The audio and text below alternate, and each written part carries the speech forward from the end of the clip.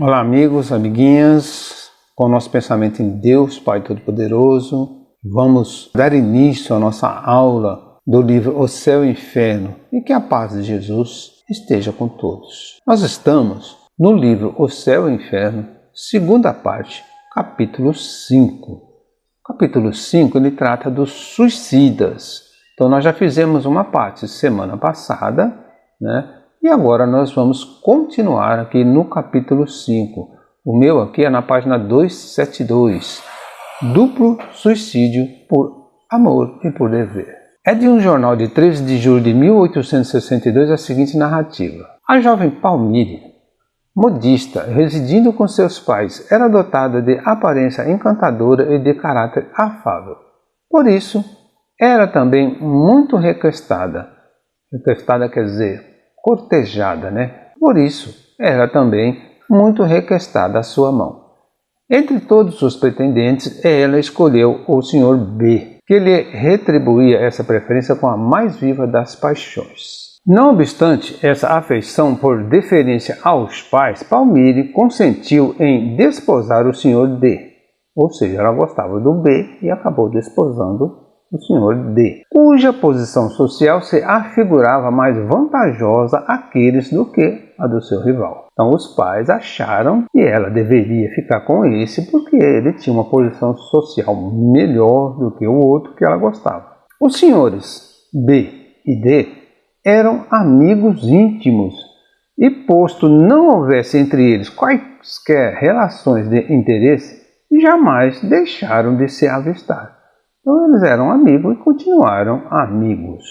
O amor recíproco de B e Palmyre, que passou a ser a senhora D, de algum modo se atenuara e, como se esforçasse ambos por contê-lo, aumentava-se ele de intensidade na razão direta daquele esforço. Então o amor entre os dois, embora ela casada com o outro, o amor continuava aumentando.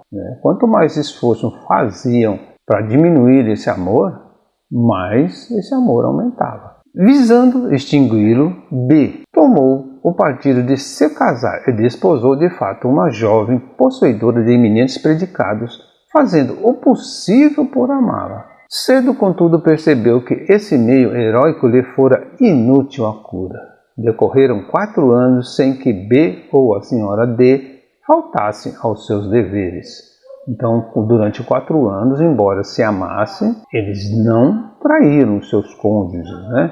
O que padeceram, só eles o sabem, pois D, que estimava deveras o seu amigo, atraía-o sempre ao seu lado, insistindo para que ele nele ficasse quando tentava retirar-se. Então, o outro, o marido da Palmyre, ele convidava o amigo e insistia que o amigo ficasse ali, na casa, com ela. E ele saía, então deixava o amigo sozinho com ele. E os dois já se amavam, né? Então essa situação cada vez era pior. Aproximados um dia por circunstâncias fortuitas e independente da própria vontade, os dois amantes deram-se ciência do mal que os torturava e acharam que a morte era, no caso, o único remédio que se lhes deparava. Assentaram que se suicidariam juntamente no dia seguinte, em que o Sr. D estaria ausente de casa mais prolongadamente. Feitos os últimos aprestos, escreveram longa e tocante missiva explicando a causa da resolução para não prevaricarem. Essa carta terminava pedindo que lhes perdoassem e, mais, para serem enterrados na mesma sepultura.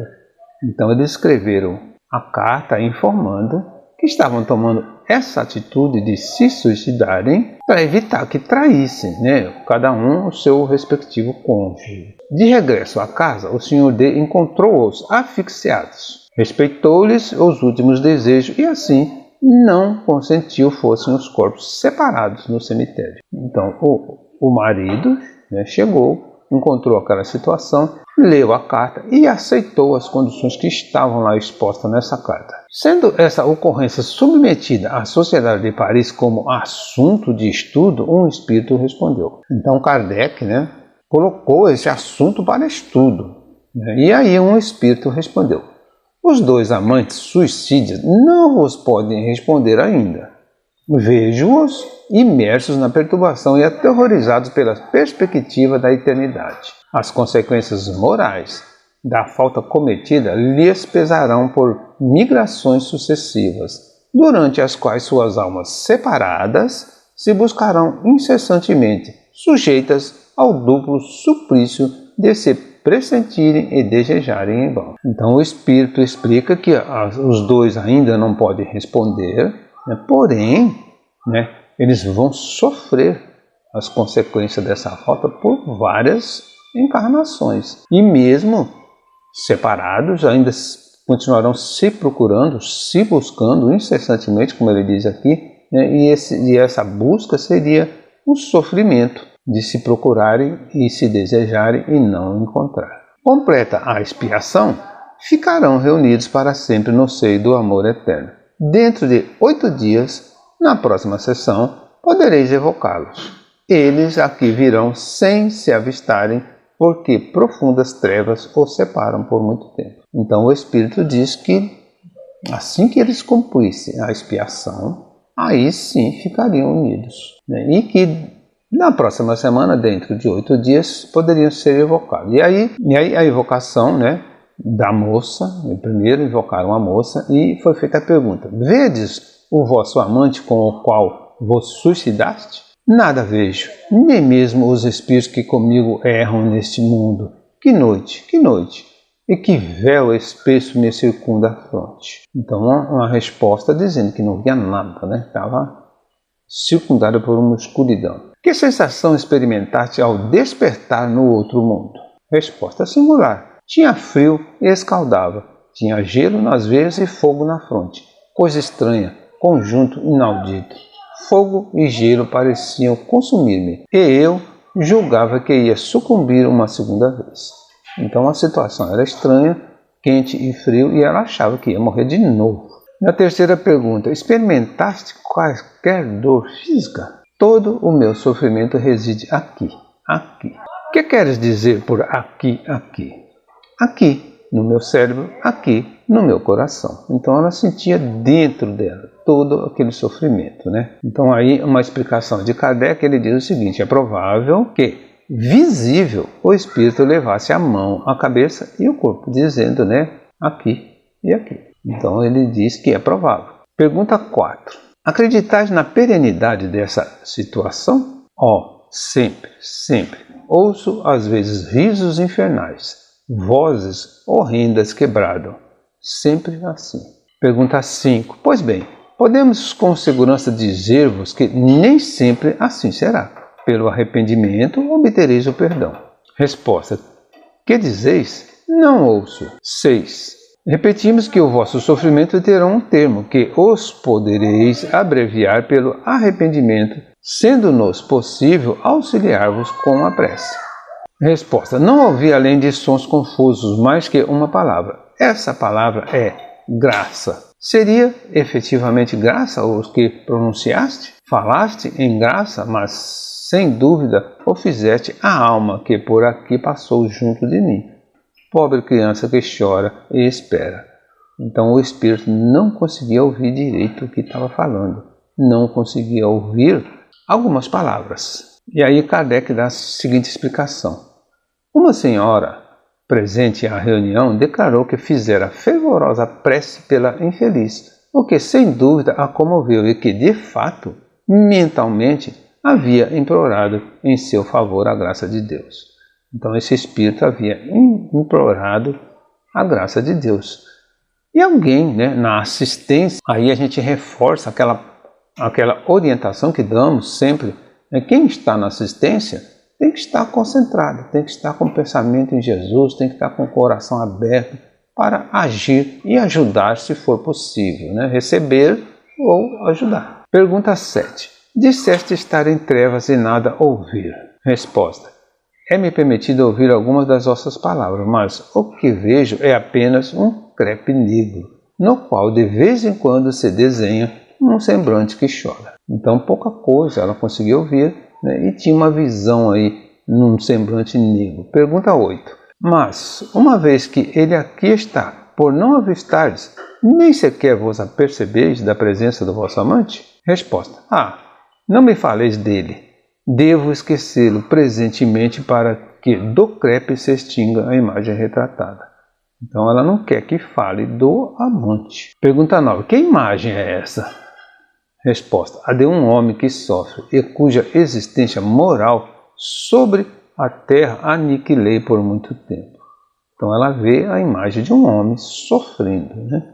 E aí Kardec dá a seguinte informação. Da leitura dessa narrativa, logo se depreende haver nesse suicídio circunstâncias atenuantes, encarado como ato heróico provocado pelo cumprimento do dever. Então aí, pelo fato deles, os dois, né, não quererem trair os seus cônjuges, é um ato atenuante. Fizeram isso para não trair, mas mesmo assim foi errado, né? Então, continuando, mas reconhece-se também que, contrariamente ao julgado, longa e terrível deve ser a pena dos culpados por se terem voluntariamente refugiado na morte para evitar a luta. Então, aquela luta, aquele sofrimento de não trair, era uma prova, era uma expiação, só que eles acharam que se suicidando iria resolver. Então, isso não foi certo, o suicídio, se refugiarem, né, na morte, para fugir da luta, para fugir do sofrimento. A intenção de não faltar aos deveres era efetivamente honrosa e lhe será contada mais tarde, mas o verdadeiro mérito consistirá na resistência, tendo eles procedido como desertores que se esquiva no momento do perigo. Então, a consequência vai ser por eles terem se esquivado. A pena consistirá, como se vê, em se procurarem debalde e por muito tempo, quer no mundo espiritual, quer noutras encarnações terrestres. Pena que ora é agravada pela perspectiva da sua eterna duração. Essa perspectiva, aliada ao castigo, faz que lhes seja defeso ouvirem palavras de esperança que porventura lhes dirijam.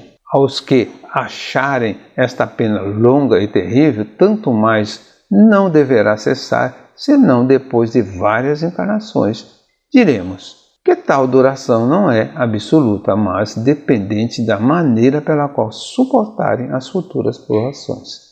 Então, Kardec está dizendo, tem gente que pode achar que essa pena vai ser, só porque suicidou, uma pena tão longa assim, né? Mas ele diz que a duração, ela não é exata, ela não é absoluta, ela pode variar de acordo com o que eles passarem durante a provação. Continuando. Além de que eles podem ser auxiliados pela prece, e serão, assim como todos os hábitos do seu destino.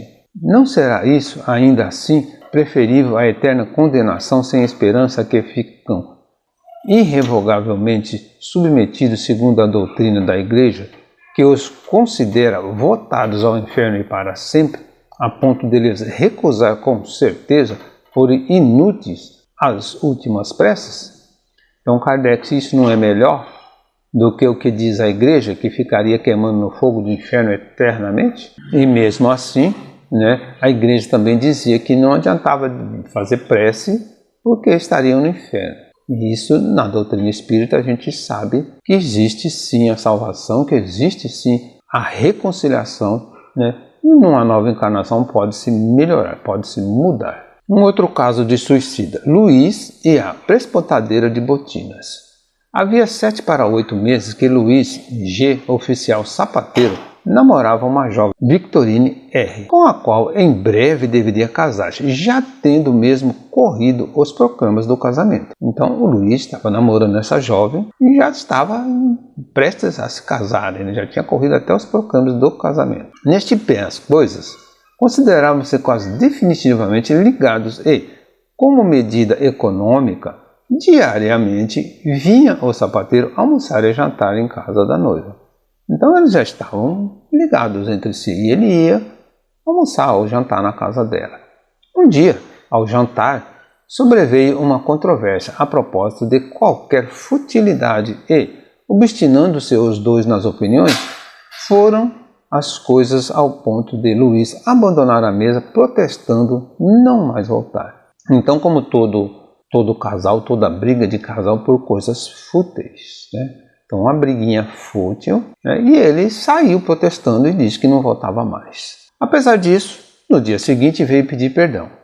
A noite é boa conselheira, como você sabe, mas a moça, prejulgando talvez pela cena da véspera o que poderia acontecer quando não mais há tempo de remediar o mal, recusou-se à reconciliação. Nem protestos, nem lágrimas, nem desespero puderam demovê-la. Muitos dias ainda se passaram esperando Luís que a sua amada fosse mais razoável, até que resolveu fazer uma última tentativa. Chegando à casa da moça, bateu de modo a ser reconhecido, mas a porta permaneceu fechada. Recusaram abrir-lhe. Novas súplicas do repelido, novos protestos, não ecoaram no coração da sua pretendida. Adeus, pois cruel, exclamou o pobre moço. Adeus para sempre. Trata de procurar um marido que te estime tanto como eu. Ao mesmo tempo, a moça ouvia um gemido abafado e logo após o baque, como que de um copo escorregando pela porta. Pelo silêncio que se seguiu, a moça julgou que Luís se assentara à soleira da porta e protestou a si mesma não sair porquanto ele ali se conservasse. Então, depois do barulho, ela achou que ele teria sentado à porta e ficasse lá esperando, né? Decorrido um quarto de hora, é que um locatário, passando pela calçada e levando luz, soltou um grito de espanto e pediu socorro.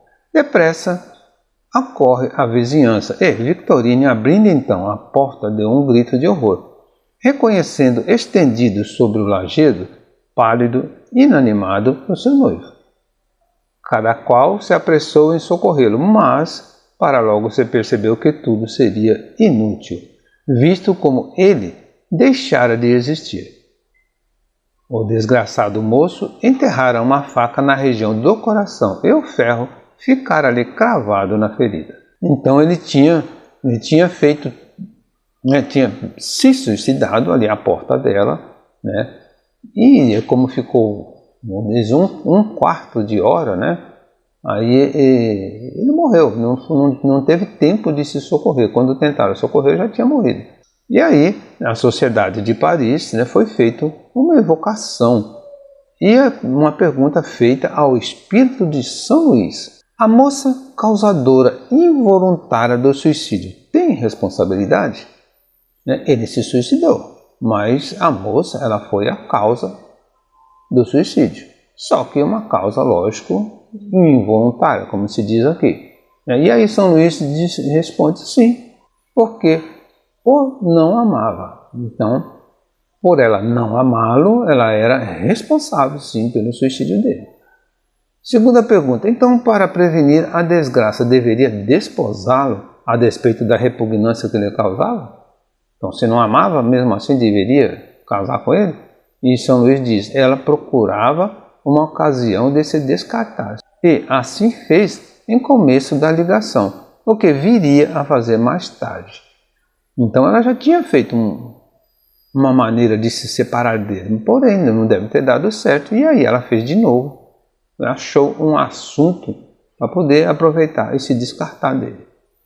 Pergunta 3. Nesse caso, a sua responsabilidade decorre de haver alimentado sentimentos dos quais não participava e que deram em resultado o suicídio do moço?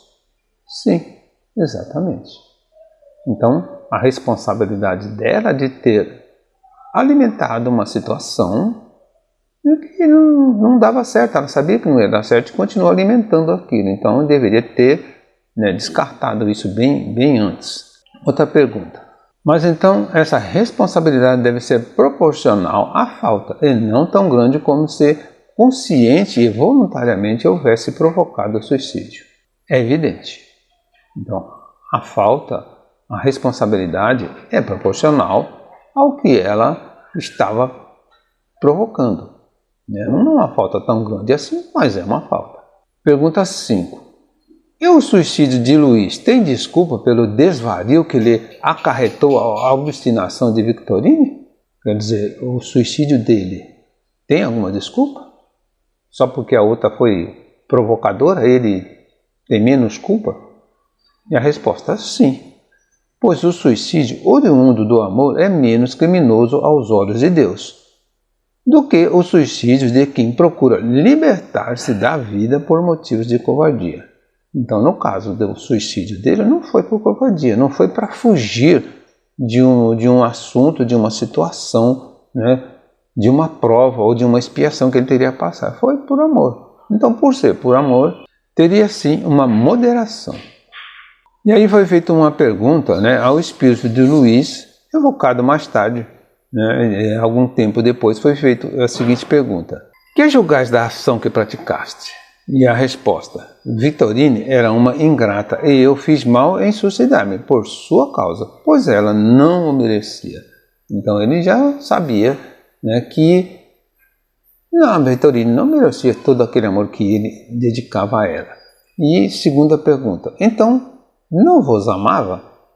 Resposta: não. A princípio iludia-se, mas a desavença que tivemos abriu-lhe os olhos, e ela até cedeu por feliz, achando um pretexto para se desembaraçar de mim. 3. E o vosso amor por ela era sincero? Resposta: paixão somente. Creia, pois se o amor fosse puro, eu me teria poupado de lhe causar um desgosto. Então ele tinha uma paixão aí violenta. Não era bem amor, como ele disse. Se fosse um amor puro, ele entenderia que seria melhor assim, né? E não teria causado desgosto a ela. Pergunta 4. E se acaso ela adivinhasse a vossa intenção, persistiria na sua recusa? Não sei. Penso mesmo que não, porque ela não é má. Mas, ainda assim, não seria feliz. E melhor foi para ela que as coisas se passassem de tal forma. Então ele acha que ela não era uma pessoa ruim, mas seria melhor que ela deixasse as coisas do jeito que foi. Pergunta 5. Batendo-se-lhe à porta, tinhais já a ideia de vos matar, caso se desse a recusa? Não. Em tal não pensava, porque também não contava com a sua obstinação. Foi somente à vista desta que perdi a razão. Então ele não estava pensando, não tinha premeditado em se matar, né? Mas com a obstinação da moça, resolveu então fazer essa loucura, como ele diz aqui. Pergunta número 6. Parece que não deplorais o suicídio senão pelo fato de Vitorine não o merecer. É realmente o vosso único pesar? Resposta: neste momento, sim, estou ainda perturbado. Afigura-se-me estar ainda à porta, conquanto também experimente outra sensação que não posso definir.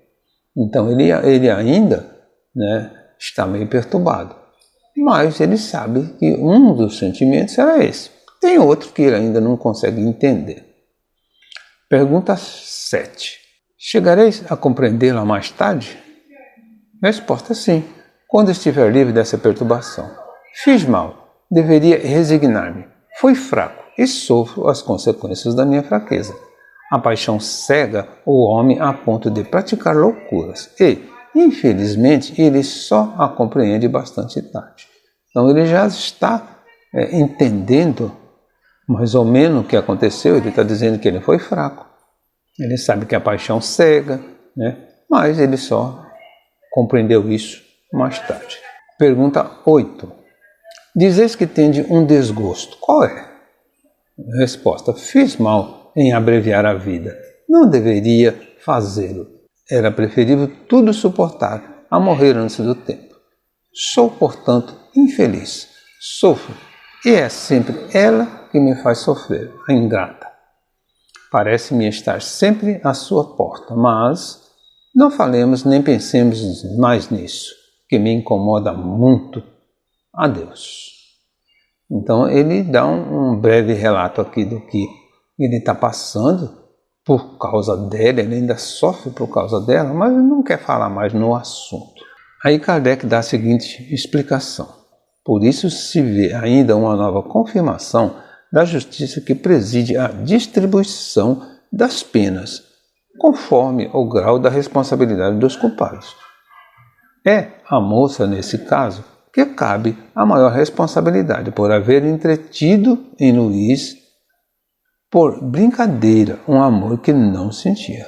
Quanto ao moço, este já é de sobejo punido pelo sofrimento que lhe perdura, mas a sua pena é leve, porquanto apenas cedeu a um movimento irrefletido em momento de exaltação, que não a fria premeditação dos suicidas que buscam subtrair-se às provações da vida. Então, no caso aqui, o Kardec está explicando que quem vai ter uma pena maior é a moça, né?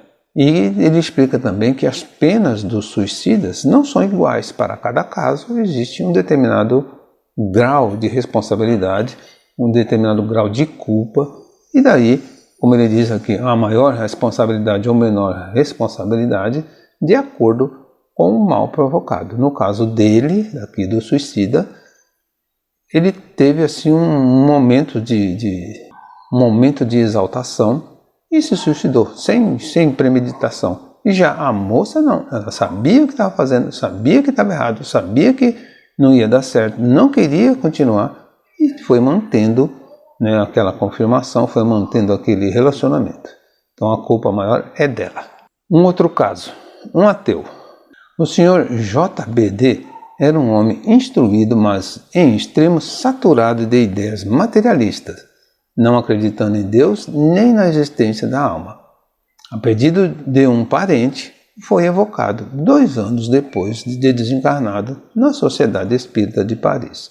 Então, um ateu foi evocado 2 anos depois da morte, né?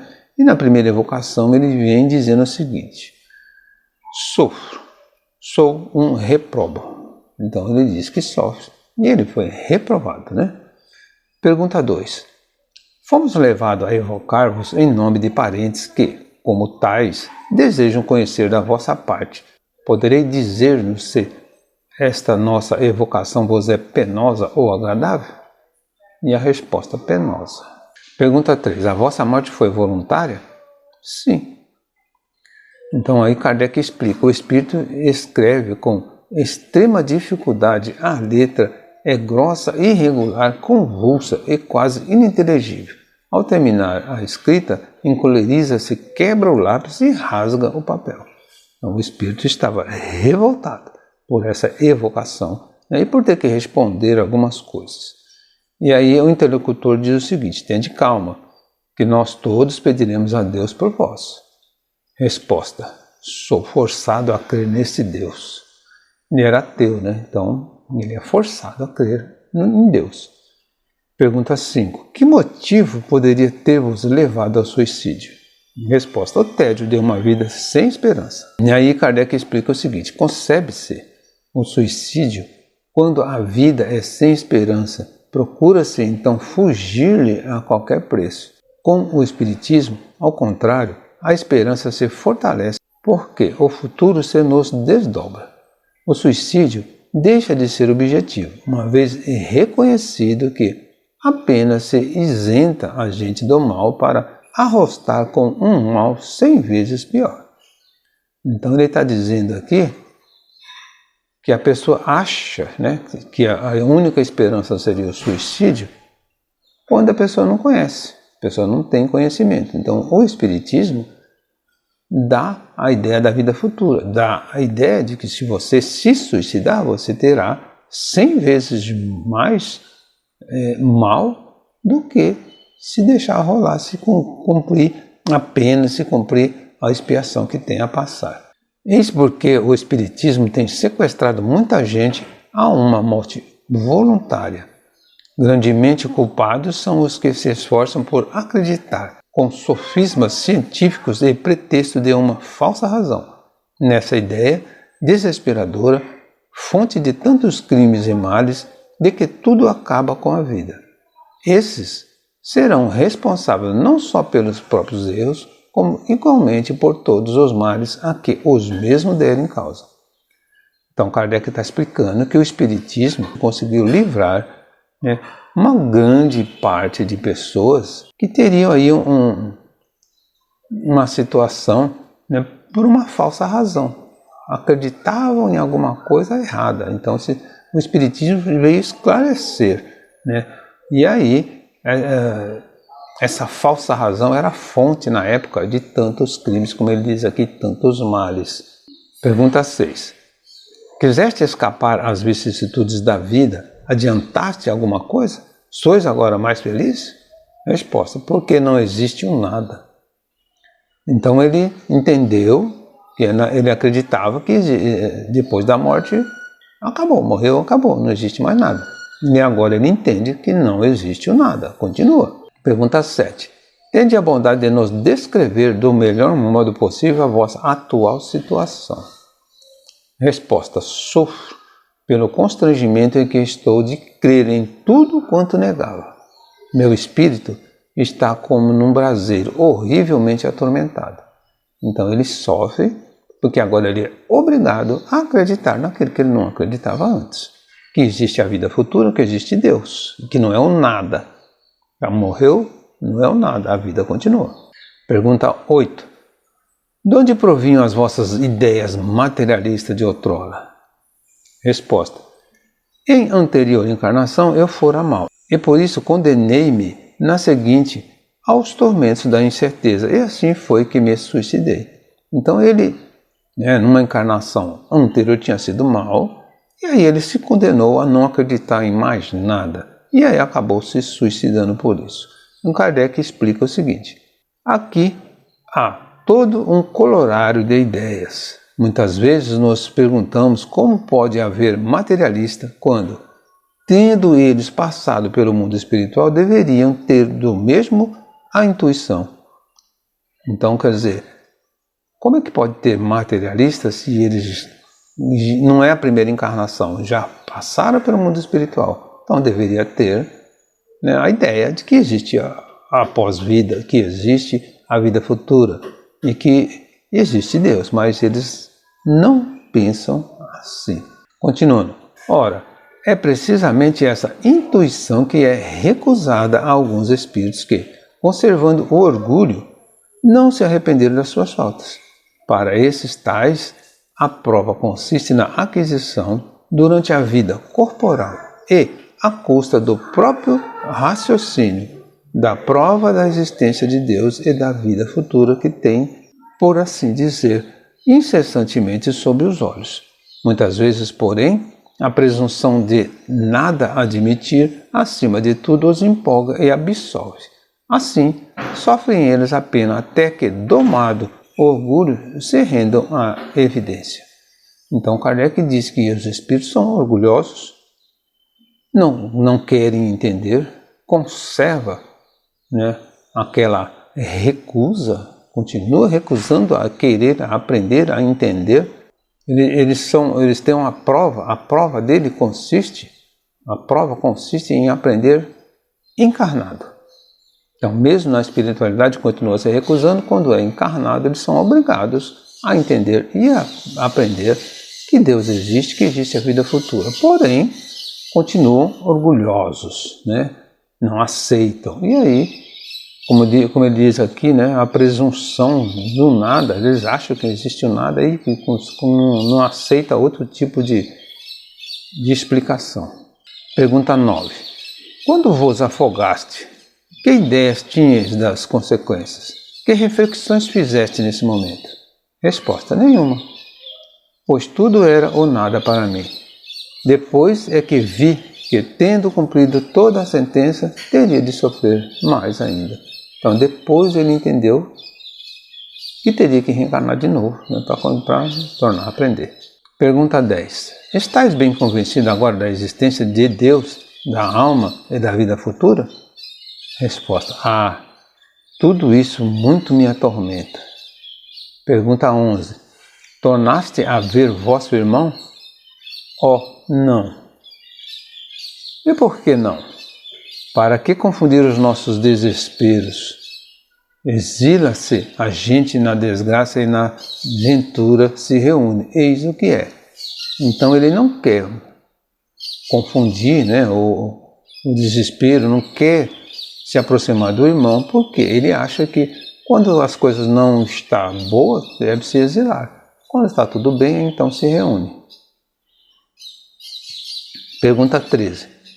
Incomodar-vos-ia a presença do vosso irmão, que poderíamos atrair aí para junto de vós? Resposta: não o façais, que o não mereço. 14. Por que vos oponde? Resposta: porque ele também não é feliz. Pergunta 15. Receais a sua presença e, no entanto, ela só poderia ser benéfica para vós? Resposta: não, mais tarde. Pergunta 16. Tendes algum recado para os vossos parentes? Que orem por mim. 17. Parece que na roda das vossas relações há quem partilhe das vossas opiniões. Quereis que lhes digamos algo a respeito? Então, como ele era materialista, as relações deles, os amigos, partilhavam da mesma ideia. Ele quer que fale alguma coisa? E ele responde: os desgraçados. Assim possam eles crer em outra existência. Eis quanto lhes posso desejar. Se eles pudessem avaliar a minha triste posição, muito refletiriam. Então, ele deseja que os outros materialistas, amigos, aprendam, entendam a vida futura. Evocação de um irmão do precedente que professava as mesmas teorias, mas que não se suicidou, posto que também infeliz este se apresenta mais calmo, a sua escrita é mais clara e legível. Então foi evocado agora o irmão, que também era materialista, mas não se suicidou. E assim é a resposta dele. Possa o quadro dos nossos sofrimentos ser útil lição, persuadindo-vos da realidade de uma outra existência, na qual se espiam as faltas oriundas da incredulidade. Então ele já vem com um pensamento diferente, dizendo que ele sabe que aquilo foi tudo um aprendizado, que é uma lição, e ele sabe que as faltas dele foi a falta de crer na vida futura. Pergunta 19. Vós e vosso irmão, que acabamos de evocar, vos vedes reciprocamente? Não, ele me foge. Então aí Kardec dá uma seguinte explicação. Poder-se-ia perguntar como é que os espíritos se podem evitar no mundo espiritual, uma vez que aí não existem obstáculos materiais nem refúgios impenetráveis à vista. Então a gente entende que no mundo espiritual não existe lugar para se esconder. Os espíritos podem ir a qualquer lugar. Como que pode, então, um não ver o outro ou se esconder do outro? Continuando, tudo é, porém, relativo nesse mundo e conforme a natureza fluídica dos seres que o habitam. Só os espíritos superiores têm percepções indefinidas que nos inferiores são limitadas. Para estes, os obstáculos fluídicos equivalem a obstáculos materiais. Os espíritos furtam-se às vistas dos semelhantes por efeito volutivo. Efeito volutivo seria efeito da própria vontade, que atua sobre o envoltório perispiritual e fluídicos ambientes.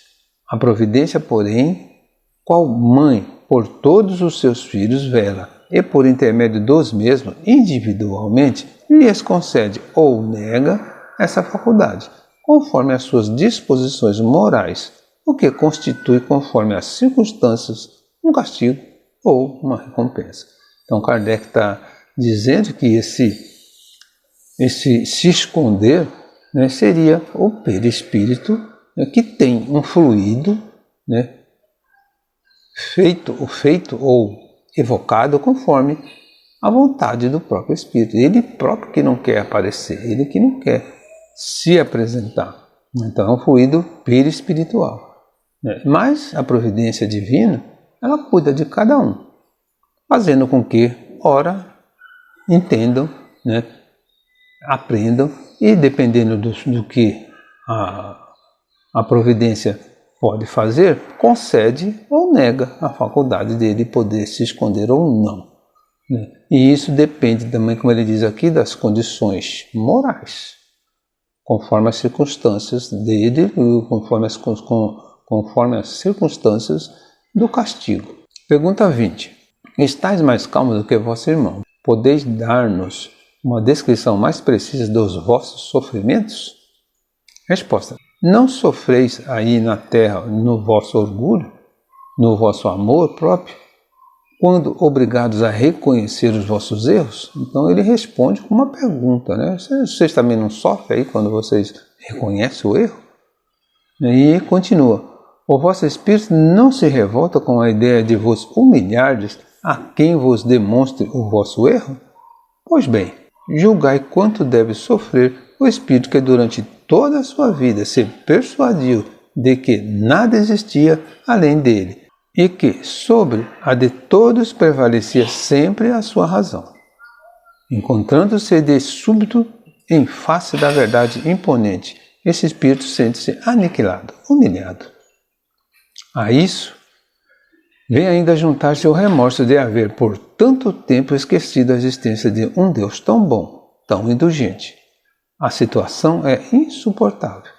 Não há calma nem repouso. Não se encontra um pouco de tranquilidade senão no momento em que a graça divina, isto é, o amor de Deus, nos toca, pois o orgulho de tal modo se apossa de nós, que de todo nos embota, a ponto de ser preciso ainda muito tempo para que nos despojemos completamente dessa roupagem fatal. Só a prece dos nossos irmãos pode ajudar-nos nesse transe. Então ele explica que ele está sofrendo e que ele sabe que durante muito tempo ele se afastou de Deus, não acreditou em Deus, não acreditava nas coisas da vida futura e achava que só a ideia dele prevalecia. Pergunta 21. Quereis falar dos irmãos encarnados ou dos espíritos? Então, tudo isso que ele falou era dos que estavam encarnados ou era dos espíritos? E ele diz de uns como de outros. Você tanto faz, se espíritos ou encarnados, tudo tem que pensar na existência de Deus. 22. Enquanto nos entretínhamos com o vosso irmão, uma das pessoas aqui presentes orava por ele. Essa prece lhe foi proveitosa? Resposta: ela não se perderá. Se ele agora recusa a graça, um outro tanto não o fará quando estiver em condições de recorrer a essa divina panaceia. Então, mesmo que na hora ele não aceite aquela oração, né, aquela prece, mas uma hora ele vai receber. E a prece fica ali, por um tempo, aguardando que ele aceite. Uma explicação de Kardec. Aqui lobrigamos um outro gênero de castigo. Então aqui, a gente pode entrever um outro tipo de castigo, diferente do que a gente já leu no início, nos parágrafos primeiros. Mas que não é o mesmo em todos os céticos. Então, não é o mesmo para todos aqueles que não acreditam, que são ateus. Para este espírito, é independente do sofrimento a necessidade de reconhecer verdades que repudiaram quando encarnado. Então, para ele, era só reconhecer aquilo que ele não acreditava. As suas ideias atuais revelam certo grau de adiantamento, comparativamente às de outros espíritos persistentes na negação de Deus. Confessar o próprio erro é já alguma coisa, porque é premissa de humildade. Na subsequente encarnação, é mais que provável que a incredulidade ceda lugar ao sentimento inato da fé. Então, depois de tudo isso, ele já está reconhecendo a presença de Deus, já está reconhecendo a vida futura. Então, Kardec diz que numa próxima encarnação, não vai ter mais incredulidade, ele vai acreditar, vai ter uma fé mais forte ou mais sincera.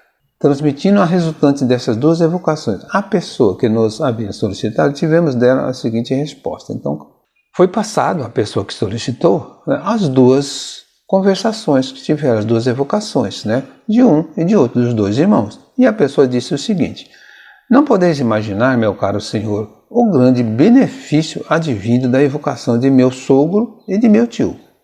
Reconhecemos-los perfeitamente. A letra do primeiro, sobretudo, é de uma analogia notável com o que ele tinha em vida, tanto mais quanto durante os últimos meses que conosco passou. Essa letra era sofreada e indecifrável. Aí se verificam a mesma forma de pernas da rúbrica e de certas letras.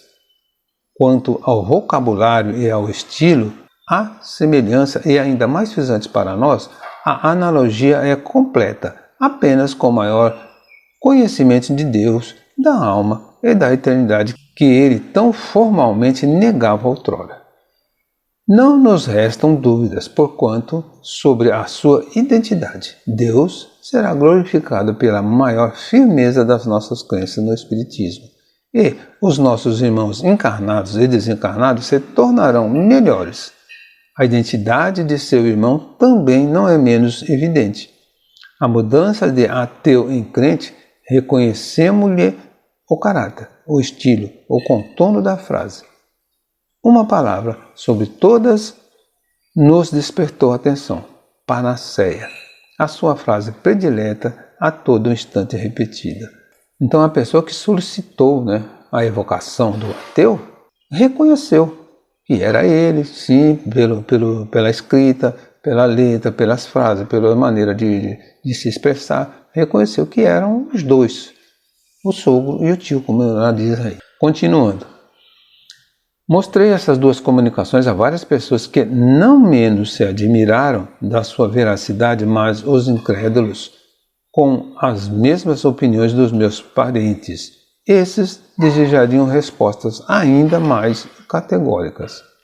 Então a pessoa mostrou a comunicação, mostrou a psicografia para algumas pessoas, e as pessoas se admiraram. Porém, os incrédulos, como ela diz aqui, que eram os parentes, esses queriam mais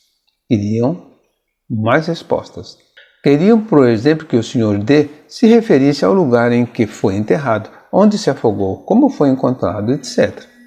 A fim de os convencer, não vos seria possível fazer nova evocação perguntando onde e como se suicidou, quanto tempo esteve submergido, em que lugar acharam o cadáver, onde foi inumado, de que modo se civil ou religiosamente foi sepultado?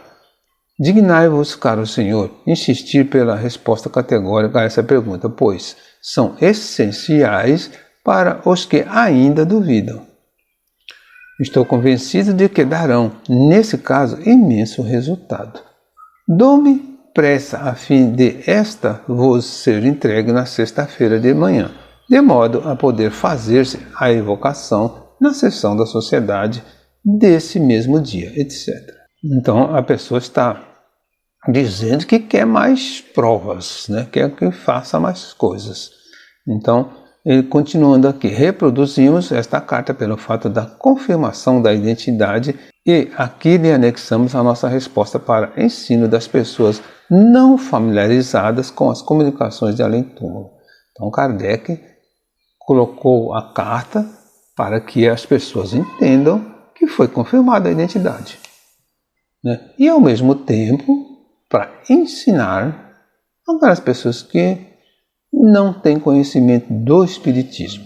Aí ele diz o seguinte: as perguntas que nos pediram para novamente endereçar ao Espírito de vosso sogro são incontestavelmente ditadas por intenção louvável, qual a de convencer incrédulos, visto como em vós não mais existe qualquer sentimento de dúvida ou curiosidade. Então as perguntas servem para convencer os incrédulos, e não para ela, ou para aquela pessoa que já estava certa. Contudo, um conhecimento mais aprofundado da ciência espírita vos faria julgar supérfluas essas perguntas. Então, se ela tivesse conhecimento, se tivesse estudo, entendimento, não ia fazer esse tipo de pergunta. Já estava respondido pela primeira evocação. Em primeiro lugar, solicitando-me conseguir resposta categórica, mostrais ignorar a circunstância de não podermos governar os espíritos a nosso talante. Então, Kardec diz, a pessoa que pede uma resposta categórica, uma resposta mais correta, mais aprofundada, não sabe que o Espiritismo não governa os espíritos, não comanda. Eles respondem e fazem o que eles querem. E quando eles querem, a gente não pode dizer, não, vem aqui, fala agora e responde isso assim. Não, existe uma regra, uma norma para ser feito. O Espírito responde quando e como Ele quer. Então aí Kardec continua: ficai sabendo que eles nos respondem quando e como querem, e também como pode. A liberdade da sua ação é maior ainda do que quando encarnados, possuindo meios mais eficazes de se furtarem ao constrangimento moral que por acaso sobre eles queiramos exercer. Então os espíritos têm meios de se furtar, se escapar aí de coisas que a gente pode constranger, perguntas que vão prejudicar. Continuando, as melhores provas de identidade são as que fornecem espontaneamente por si mesmo, ou então as oriundas das próprias circunstâncias. Estas é quase sempre inútil provocá-las. Segundo afirmais, o vosso parente provou a sua identidade de modo inconcluso. Por conseguinte, é mais que provável a sua recusa em responder a perguntas que podem por ele ser com razão consideradas supérfluas, visando satisfazer a curiosidade de pessoas que lhe são indiferentes. Então, mais uma vez, Kardec explica que os espíritos têm vontade própria, eles veem quando querem, eles respondem quando querem, e eles não respondem perguntas supérfluas, perguntas que é só para satisfazer curiosidade. A resposta bem poderia ser a que outros têm dado em casos semelhantes, isto é, para que perguntar coisa que já sabe? Então o espírito poderia ser mal criado e dar uma resposta dessa. Está perguntando uma coisa que já sabe? Então não pergunta. Não é uma coisa certa para se perguntar, né, por um espírito uma coisa que você já sabe. Aí eu já sei que isso aconteceu, então eu vou perguntar para ver se ele confirma. Então ele pode ser mal criado, né?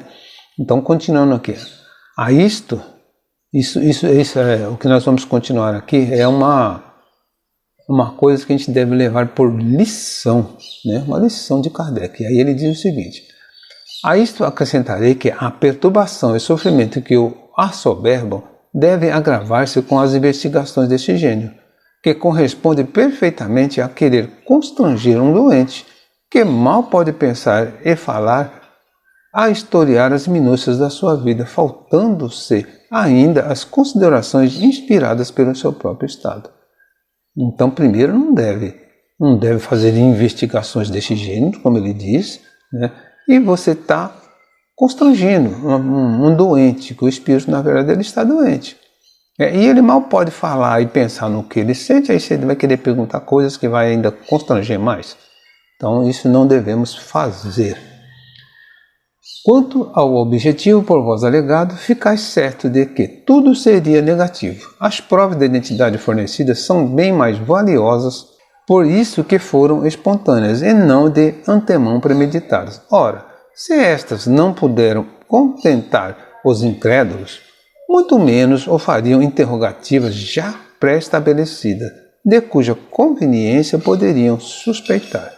Há pessoas a quem coisa alguma pode convencer. Esses poderiam ver o vosso parente com os próprios olhos e continuariam a supor-se vítimas de uma alucinação. Então Kardec está dizendo que não adianta.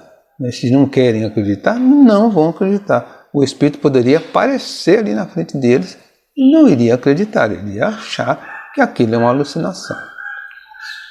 Duas palavras ainda. Quanto ao pedido que me fizeste de promover essa evocação no mesmo dia do recebimento da vossa carta, as evocações não se fazem assim de momento. Os espíritos nem sempre correspondem ao nosso apelo. É preciso que queiram e, não só isso, mas que também possam fazê-lo. É preciso ainda que encontrem um médium que lhes convenha, com as aptidões especiais necessárias, e que esse médium esteja disponível em dado momento. Então, mais uma lição de Kardec, né? Os espíritos não podem atender a qualquer hora, não é assim, não é chegar lá e chamar ele vem, não estão sempre disponíveis. Precisa de eles virem de livre e espontânea vontade, precisa de encontrar um médium que esteja disposto e disponível, né, para recebê-los. Na mesma vibração, o médium tem que atendê-los naquela mesma vibração. Às vezes, numa sessão mediúnica, não existe um médium dentro daqueles que ali estão que possa atender aquele espírito. Então ele não vai vir naquele dia, vem num outro dia. Então não é assim, eu quero fazer agora, evoco agora que ele vem. Não é assim. É preciso, enfim, que o meio lhe seja simpático, etc. Pela concorrência dessas circunstâncias, nem sempre se pode responder. E importa muito conhecê-las quando se quer praticar com seriedade e segurança. Então Kardec deu aí uma lição no final, né? Encerramos aqui a nossa aula de hoje. Encerramos também, né, o capítulo 5.